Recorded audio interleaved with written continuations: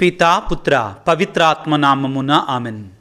ప్రభునందు మిక్కిలి ప్రియ సహోదరి సహోదరులారా, పునీత జోజప్ప గారి మహోత్సవ వాక్య పరిచర్యకి మిమ్మందరినీ ప్రేమతో ఆహ్వానిస్తూ ఉన్నాను. మత్తయి శుభవార్త 1వ అధ్యాయము 18వ వచనము నుండి 21వ వచనము వరకు. యేసుక్రీస్తు పుట్టుక రీతి ఎట్టిదన, ఆయన తల్లి అయిన మరియమ్మకు యోసేపుతో వివాహమైనది. కానీ వారిరువురును కాపురము చేయకముందే పవిత్రాత్మ ప్రభావం వలన మరియమ్మ గర్భము ధరించినది. ఆమె భర్తయగు యోసేపు నీతిమంతుడగుటచ్చే మరియమ్మను బహిరంగముగా అవమానింప ఇష్టము లేక రహస్యముగా పరిత్యజించుటకు నిశ్చయించుకునెను. యోసేపు ఇట్లు తలంచుచుండగా ప్రభువు దూత కలలో కనిపించి, దావీదు కుమారుడవగు యోసేపు, నీ భార్య అయిన మరియమ్మను స్వీకరించుటకు భయపడవలదు. ఎలయన ఆమె పవిత్రాత్మ ప్రభావమున గర్భము ధరించినది. ఆమె ఒక కుమారుని కనును, నీవు ఆయనకు యేసు అని పేరు పెట్టుము. ఎలయన ఆయన తన ప్రజలను వారి పాపముల నుండి రక్షించును అని చెప్పెను. క్రీస్తునాథుని యందు మిక్కిలి ప్రియ సహోదరి సహోదరులారా, ముందుగా మీకందరికీ కూడా బాలయేసుడు సాకుడు తండ్రి, మరియ తల్లి యొక్క విరక్తత్వ భర్త అయినటువంటి పునీత జోజప్ప గారి యొక్క మహోత్సవ పండగ శుభాకాంక్షలు తెలియజేస్తూ ఉన్నాను. ప్రభునందు ప్రియ సహోదరి సహోదరులారా, గడచిన సంవత్సరం దేవుడు నాకు హోలీ ల్యాండ్, యేసు ప్రభు జీవించి సంచరించి మరణించి ఉత్థానమైనటువంటి ఆ ఇశ్రాయేలు దేశాన్ని దర్శించుకునేటువంటి గొప్ప భాగ్యాన్ని ప్రసాదించాడు. అక్కడికి వెళ్ళినప్పుడు ముఖ్యంగా ఆ టూర్లో భాగంగా ఐగుప్తు దేశానికి వెళ్ళినప్పుడు, ఐగుప్తు దేశ ప్రస్తుత క్యాపిటల్ సిటీకి నేను వెళ్ళినప్పుడు యోసేపు గారి యొక్క శ్రమ, దేవుని యొక్క రక్షణ ప్రణాళికలో ఆయన పడినటువంటి శ్రమ నేను అర్థం చేసుకోగలిగాను. నా కళ్ళారా చూచినప్పుడు జోజప్ప గారు ఈ దేవుని యొక్క ప్రణాళికలో మరియ తల్లికి విరక్తత్వ భర్తగా ఉండడానికి, బాలయేసుకు సాకుడు తండ్రిగా ఉండడానికి ఆయన పడినటువంటి సవాళ్ళు, వేదనలు నాకు కళ్ళకు కట్టినట్లుగా చూడగలిగాను. ముఖ్యంగా ఐగుప్తు దేశపు క్యాపిటల్ సిటీ కెయిరో వెళ్ళినప్పుడు ఆ కెయిరో పరిసర ప్రాంతాలలో మాకు కొన్ని స్థలాలని, పవిత్రమైన స్థలాలను చూపించడం జరిగింది. వాటిలో ఒక స్థలం ఏమిటి అంటే, బాలయేసు పుట్టిన తర్వాత హెరోదు చిన్నారి బాలయేసును చంపబోతున్నాడు. తల్లిని బిడ్డను తీసుకొని ఐగుప్తు దేశానికి పారిపో అని దేవదూత యోసేపు గారికి కలలో కనబడి చెప్పినప్పుడు యోసేపు గారు మరియ తల్లిని, చిన్నారి బాలయేసును తీసుకొని ఐగుప్తునకు వెళ్ళాడు అని మనం వాక్యంలో చదువుకుంటాం. వాక్యాన్ని ఒకసారి విందాం పిల్లారా. మత్తయి శుభవార్త 2వ అధ్యాయము 13వ వచనము నుండి. జ్ఞానులు వెళ్ళిపోయారు.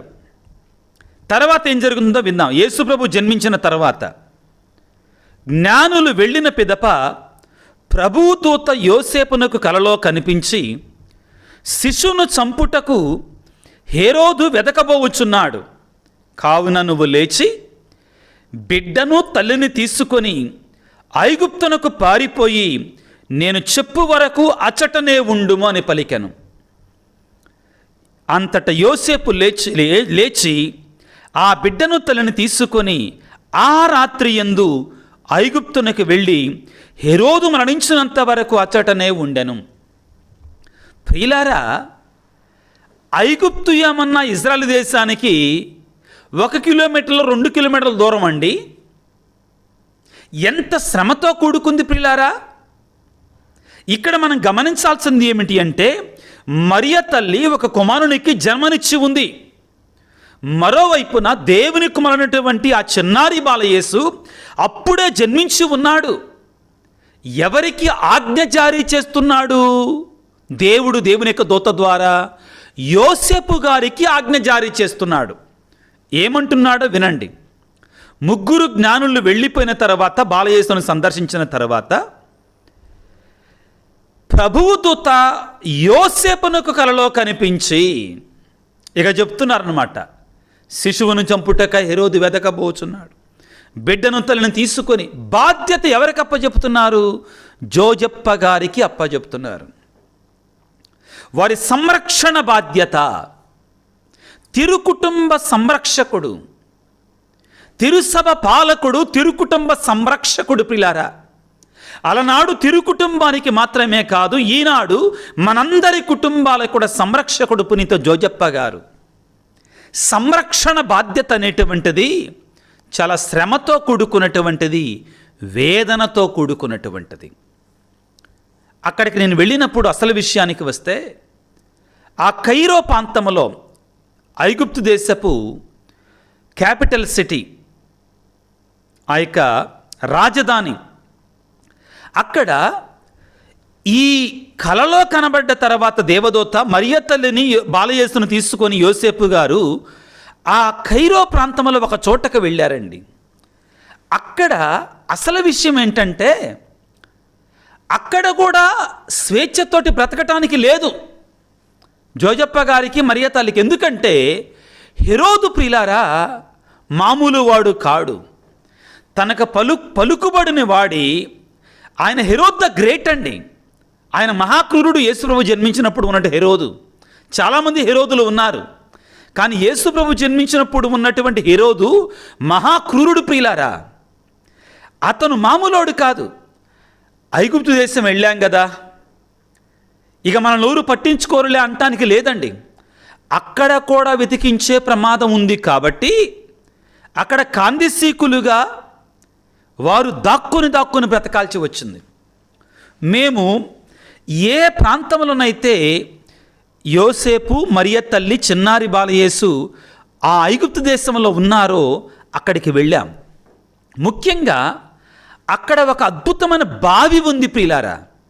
ఎక్కడి నుంచో అయితే యోసేపు గారు బాలింతైనటు మరియ తల్లికి, చిన్నారి బాలయేసు అయినటువంటి ఆ యొక్క ఆ పసిబిడ్డకి నీళ్లు తీసుకొని వచ్చేవాడో ఆ బావిని, ఆ తర్వాత మరియ తల్లి కూడా నీళ్లు వాడుకున్న బావి, దాని మీద ఇప్పుడు వారు ఆ యొక్క ఆదరణ పొందినటువంటి ఆ ప్రాంతంలో ఒక పెద్ద దేవాలయం ఉంది ప్రియులారా. అద్భుత శక్తి అంటే ఆ నీళ్లు ఉన్నాయి, వాటిని భద్రపరిచారు. ఆ స్థలాన్ని నేను చూసినప్పుడు అప్పుడు మనస్ఫూర్తిగా చెప్తున్నాను, జోజప్ప గారు పడినటువంటి శ్రమలు, యోసేపు గారు పడినటువంటి బాధలు, ఎదుర్కొనే సవాళ్ళు నాకు అర్థమయ్యాయి కళ్ళకు కట్టినట్లుగా. నిజమే ప్రియులారా. అక్కడికి వెళ్ళినప్పుడు మేము ఇశ్రాయేలు దేశం నుండి ఐగుప్తు దేశం వెళ్ళటానికి, ముఖ్యంగా కైరో వెళ్ళటానికి ఎన్నో గంటలు బస్సు మీద ప్రయాణం చేసి మధ్యలోనైతే భయంకరమైనటు కొండలు ప్రియులారా. ఏముండదండి ఇంకా ఈ ఐగుప్తు దేశంలో. ఎక్కువగా ఇశ్రాయేలు ప్రజలు నడిచిన దారి, మరియ తల్లి యోసేపు గారు బాలయేసు నడిచిన దారి భయంకర, ఒక్క మొక్క కూడా కనపడదండి. ఎన్నో శ్రమలండి, ఎన్నో వేదనలు ప్రియులకు దేవుని బిడ్డలారా. దేవుడు మరియ తల్లిని తన కుమారునికి తల్లిగా ఎన్నుకున్నప్పుడు, తన కుమారుని ఈ లోకానికి పంపించినప్పుడు, ఆ కుమారుడు ఆ తల్లి యొక్క సంరక్షణ చూసుకోవడానికి ఒక యోగ్యుడైనటువంటి, అన్నిటికంటే ముఖ్యంగా విధేయత కలిగినటువంటి ఒక గొప్ప వ్యక్తిని దేవుడు ఎన్నుకున్నాడు. ఆయనే పునీత జోజప్ప గారు పిల్లారా. యోసేపు గారు పిల్లారా, అన్నిటికంటే ముఖ్యంగా మరియ తల్లికి ఒక విరక్తత్వ భర్తగా దేవుడు ఏర్పాటు చేసుకున్నాడు. ఇక్కడ జాగ్రత్తగా గమనించని పిల్లారా, మరియ తల్లిని యోసేపు గారు మొదట వివాహం చేసుకున్నప్పుడు తన భార్యగా స్వీకరించాడు అనుకున్నాడు. శారీరకంగా సకలము కూడా భార్యగా అనుకున్నాడు. కానీ ఎప్పుడైతే వారిరువురు కలవక ముందే మరియ తల్లి గర్భము దాల్చిందో భయంకరమైన వేదనకు గురి అయ్యారు జోజప్ప గారు సహజంగానే. కానీ అన్నిటికంటే ముఖ్యంగా జోజప్ప గారి గురించి మనం మాట్లాడుకునేటప్పుడు మత్తయి శుభవార్త 1వ అధ్యాయం 19వ వచనం ముఖ్యం ప్రియులారా. ఆమె భర్తయగు యోసేపు నీతిమంతుడగుటచే, చాలా ముఖ్యమైన మాట ప్రియులారా. దేవుడు యోసేపు గారికి తన దూతని కలలో కనిపించి, అయ్యా నీ భార్య అయిన మరియమ్మని అనుమానించవద్దు, స్వీకరించటానికి వెనకడుగు వెయ్యవద్దు అని చెప్పారు. ఆయన నీతిమంతుడు కాబట్టే దేవుడు తన దూత ద్వారా తెలియపరిచారు. ప్రభునందు ప్రియులకు దేవుని బిడ్డలారా, ప్రారంభంలో నేను ఒక మాట చెప్పాను ఇంతకుముందు. ఏంటి? మరియ తల్లిని లోకానుసారంగా కూడా భార్యగా స్వీకరించాడు యోసేపు గారు. కానీ ఒక్కసారి ఆ తల్లి గర్భములో పెరుగుతున్నటువంటిది దేవుని కుమారుడు, పరిశుద్ధాత్మ ప్రేరణతో అభిషేకముతో ఆ తల్లి గర్భము దాల్చింది అని పలికిన తర్వాత, తెలుసుకున్న తర్వాత ఇక నుండి మరియ తల్లిని పవిత్రంగా చూడటం ప్రారంభించారు యోసేపు గారు. ఇక్కడ మనం గమనించాల్సింది ఏంటంటే, మరియమాత దేవుని తల్లిగా ఆ తల్లి యొక్క పవిత్రతని పోకుండా కాపాడినటువంటి వారు జోజప్ప గారు. మరియ తల్లి యొక్క పవిత్రతకి సంరక్షకులుగా ఉన్నటువంటి వారు జోజప్ప గారు. కాబట్టే జోజప్ప గారు పిల్లారా కన్యకల యొక్క తండ్రి అండి. ఆయన కన్యకల యొక్క సంరక్షకుడు ప్రియులకు దేవుని బిడ్డలారా. ఆ తరువాత ఈరోజు మనం మరొక అంశాన్ని కూడా ధ్యానం చేసుకోవాలి. జోజప్ప గారిని ముఖ్యంగా మత్తయి శుభవార్తలో మత్తయి గారు దావీదు యొక్క వారసుడిగా చూపిస్తాడు. వాక్యాన్ని చదువుకుందాం పిల్లరా. వాక్యం ఏమనుంటుందంటే, దావీదు కుమారుడవగు యోసేపు, ఏమని సంబోధిస్తారు దేవుని యొక్క దూత? దావీదు కుమారుడవగు యోసేపు. 20వ వచనంలో, యోసేపు ఇట్లు తలంచుచుండగా ప్రభువు దూత కలలో కనిపించి, దావీదు కుమారుడవగు యోసేపు, నీ భార్య అయినట్టు మరియమ్మను స్వీకరించుటకు వెనకడుగు వెయ్యవద్దు. తద్వారా బాలయేసు పరిశుద్ధాత్మ శక్తి వలన జన్మించినా కానీ లోకానికి జోజప్ప గారి యొక్క వారసత్వములో వచ్చినటువంటి వాడు, దావీదు యొక్క కుమారునిగా జన్మించాడు యేసు ప్రభు.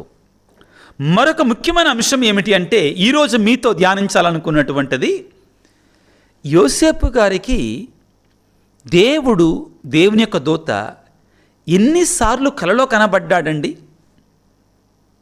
వాక్యాన్ని చదువుకుందాం. మత్తయి శుభవార్త 1వ అధ్యాయము 20వ వచనములో, యోసేపు ఇట్లు తలంచుచుండగా ప్రభువుతో కలలో కనిపించి, మొదటిసారి.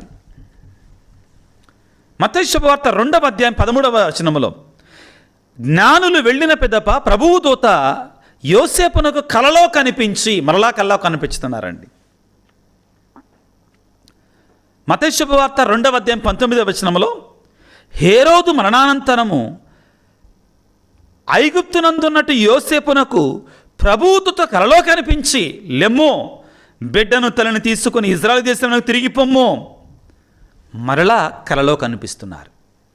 ఇక్కడ యోసేపు గారికి నూతనంగా మన ప్రాంతంలో కూడా ఒక స్వరూపం వచ్చిందండి.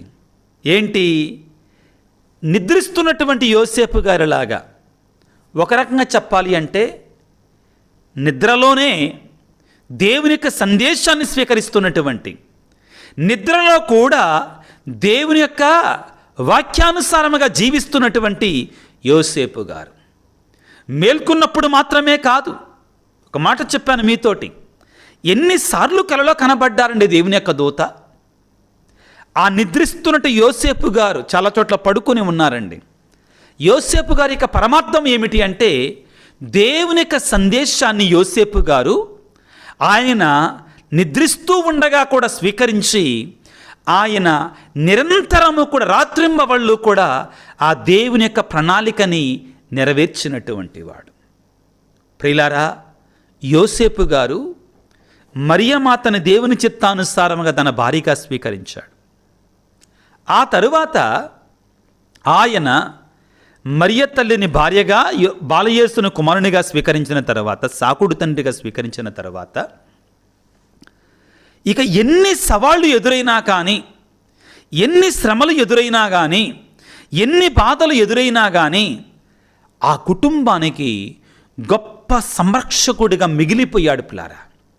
కుటుంబ పోషణ, వారిని ఆపదల నుండి కాపాడటం, ఒకటి కాదు రెండు కాదు పిల్లారా, హెరోదు బారి నుండి కాపాడటం, దూర ప్రాంతానికి తీసుకొని వెళ్ళటం, అక్కడ వారిని సంరక్షించటం, మరలా తీసుకొని రావటం, వడ్రంగి పని చేయటం, వారికి కాస్త భోజనం భుక్తిని ప్రసాదించటం, ఇన్నిటిలో కూడా ఆయన దేవుని యొక్క ప్రణాళికని నెరవేర్చాడు పిల్లారా.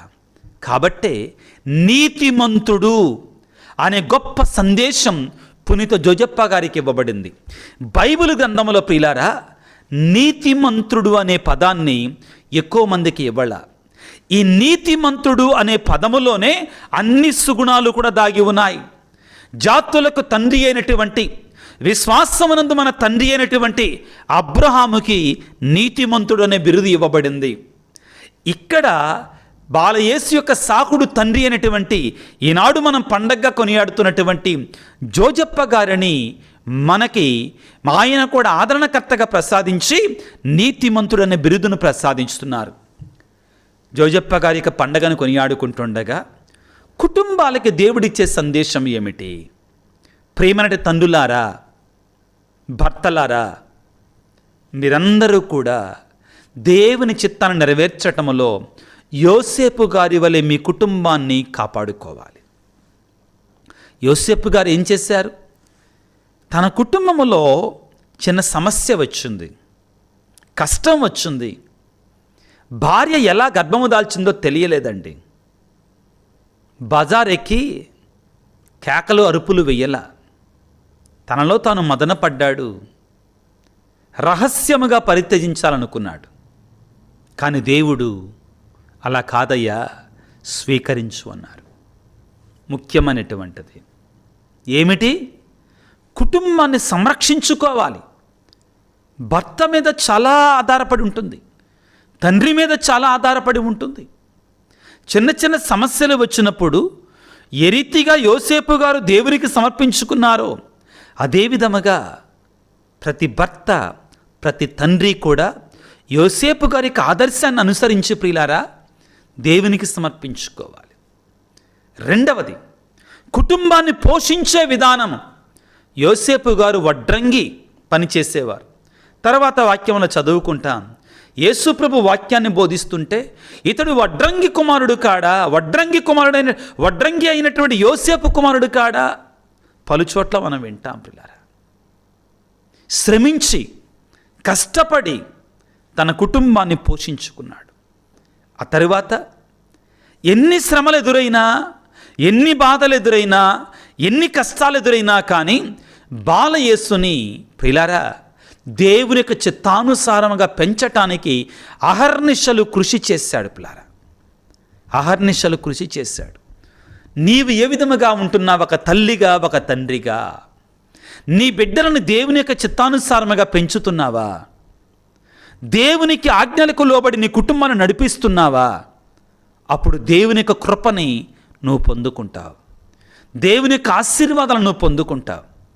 పునీత జోజప్ప గారి యొక్క మహోత్సవాన్ని కొనియాడుకుంటుండగా మహాగొప్ప పునీతుడైనటువంటి ఆ పునీత జోజప్ప గారి యొక్క మధ్యస్థ ప్రార్థన ద్వారా మన కుటుంబాలన్నిటి కొరకే ప్రార్థన చేద్దాం. గొప్ప పునీతుడు ప్రియులారా, ఆయన ప్రార్థన అవసరత మనందరికీ ఉంది. మన కుటుంబాలకి ఈ ఆధునిక ప్రపంచంలో కలతలు, ఇరుకులు, ఇబ్బందులు తీసివేయమని ప్రార్థన చేసుకుందాం. దేవుని కృప కొరకై మనందరి కుటుంబాల కొరకై కూడా ప్రార్థన చేయమని తల్ల వంచి, మరి ముఖ్యంగా కష్టాలలో, సమస్యలలో, శాంతి లేకుండా మనస్పర్ధలలో ఉన్నట్టు కుటుంబాల కొరకై ప్రత్యేకంగా ఈ శ్రమల కాలంలో ప్రార్థన చేద్దాం పిల్లారా. తల్ల వంచి వేడుకుందాం. సర్వశక్తిమంతుడా, సర్వోన్నతుడా, ప్రేమగల తండ్రి, మీకు స్తోత్రాలు, వందనాలు. మీ సాకుడు తండ్రి అయినటువంటి పునీత జోజప్ప గారి యొక్క మహోత్సవాన్ని కొనియాడుకుంటుండగా వారి యొక్క మధ్యస్థ ప్రార్థన ద్వారా ఈ వాక్య పరిచయలో పాల్గొంటున్నటువంటి వారి కుటుంబాల కొరకే ప్రార్థన చేస్తూ ఉన్నాం. పునీత జోజప్ప గారా, మా అందరి కుటుంబాల కొరకై ప్రార్థన చేయయ్యా. మా కుటుంబాలలో శాంతిని, సమాధానాన్ని, కష్ట సమయంలో దేవుని యొక్క ఆదరణను మాకు ప్రసాదించు తండ్రి. కుటుంబంలో సమస్యలంటే ఎలాగా ఉంటాయో, కష్టాలంటే ఎలాగా ఉంటాయో మీకు తెలుసయ్యా బాగా. మా కొరకు ప్రార్థించండి తండ్రి. ముఖ్యంగా అనారోగ్యముతో బాధపడుతున్న ప్రతి బిడ్డ కొరకే ప్రార్థించయ్యా జోజప్ప గారా. మంచి జ్ఞానాన్ని, వివేకాన్ని మీరు ఏ విధముగా దేవుని చిత్తానుసారముగా జీవించారో అదే విధముగా మేము కూడా చక్కని దైవికమైన జ్ఞానముతో జీవించడానికి కావాల్సిన శక్తిని ప్రసాదించయ్యా. పరిశుద్ధ జోజప్ప గారా, ఎంతోమంది పిల్లలు పరీక్షలు రాస్తూ ఉన్నారు. వారందరికీ కూడా మంచి జ్ఞానాన్ని, జ్ఞాపక శక్తిని దయచేయమని మా ప్రభు అయిన క్రీస్తు ద్వారా వేడుకొనుచున్నాము తండ్రి. ఆమెన్. ప్రభువు మీతో ఉందురుగాక, మీ ఆత్మతో ఉందురుగాక. సర్వశక్తి గల సర్వేశ్వరుడు పిత, పుత్ర, పవిత్రాత్మ మిమ్మందరిని చల్లగా దీవించి ఆశీర్వదించి కాపాడుదురుగాక. God bless you. దేవుడు మిమ్ము దీవించుగాక. ఆమెన్.